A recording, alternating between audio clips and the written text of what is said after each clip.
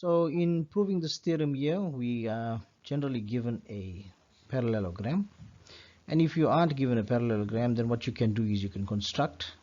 All you just need to do, you'll say construct parallelogram ABCD, and you can take it from there. Or in this case, we are given the parallelogram and we must work with the parallelogram given to us and prove the theorem. So in this theorem, what we need to prove is, we start off with required to prove will be that the opposite sides are equal. So proving the opposite sides are equal would mean AB is equal to CD. That's the first pair. The second pair would be AD is equal to BC. Right? Then we must prove also the angles, opposite angles are equal. So we would say angle A is equal to angle C, and then thereafter we'll have angle B is equal to angle D. So this is the idea around which we are aiming. So the first thing we will do is write down proof, and we will say construct diagonal lines. Right, basically we need to construct these diagonal lines. So firstly we'd say construct diagonals, and we name the diagonals. So basically there are two diagonals we must draw here. The diagonals would be AC and BD. So let's draw it in. We have AC and we have BD. So now that we've constructed the diagonals, we can use the process of congruency. So let's start our congruency and let's select our triangles we're dealing with. So we could say in triangle, so let's select our triangle. We will go with ABC. So triangle ABC, and the second triangle would be triangle, which one we'd say CDA. Okay, so we have CDA and triangle ABC. Now remember, when you're naming it and naming your reasons, make sure it's all in line, and the one that refers to the triangle ABC will all be under ABC. For instance, we start off, we know that we need to label our angles, because we can't just say angle C, because angle C, for example, is made up of two angles. So let's label our angles to show the examiner specifically which angle we are talking about. It's 1 and 2, and let's make this 1 and 2. So now we can look at these two triangles and we can talk about the angles. Firstly, we start off with angle A2.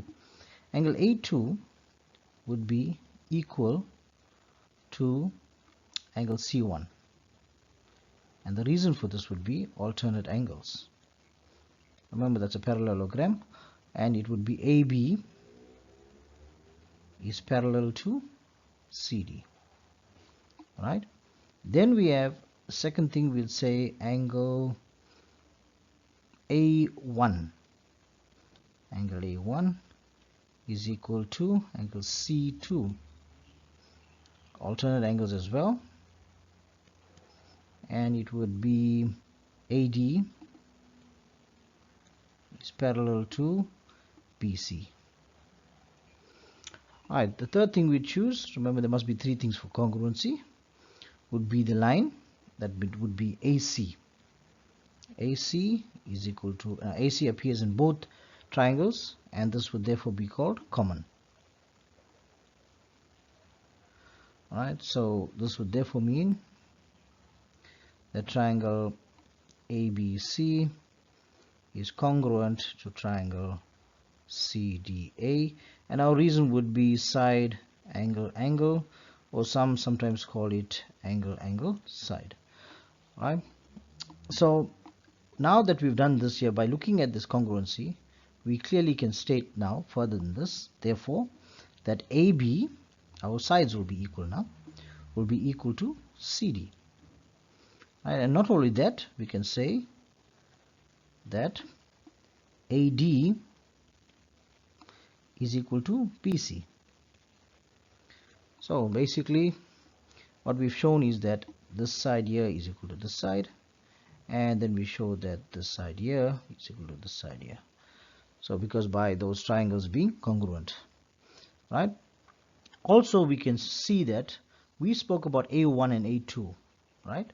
So A1 and A2, right? Those are on two separate triangles. But if you look at our triangle ABC, look at ABC, you'll notice that the entire angle B will be equal to the angle D, because ABC, angle B sits in it, and CDA, angle D sits in it. So therefore we can even say, therefore, that angle B is equal to angle D. Right, so this helps us only for one side.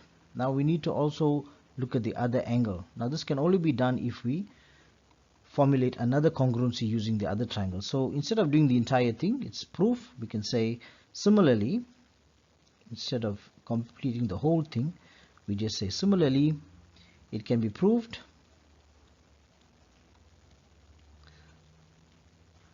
Alright, so we're not going to rewrite everything.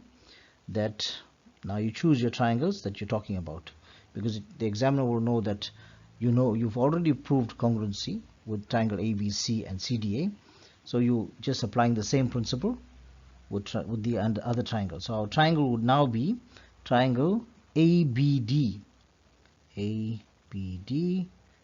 and triangle, it would be CDB. Right, if you look at that carefully and follow it with the alphabets, you'll see those are the other two triangles in which we speak about. Alright, if I had to highlight that just to show you, then you'll have an idea what we're talking about. It's ABD, right? ABD would be as there, ABD, and the other one would therefore be, let's make it red, CDB. There's there, CDB. So that's basically what we're showing the examiner, right? And by this, now by showing this would clearly show us that if you look at it, those two triangles, we will have C is equal to A. So we can say therefore that angle A is equal to angle C. And so you've proved, basically, if you look at all, we have the sides being equal, we have angles, opposite angles being equal, all proving according to our opposite sides and opposite angles are equal.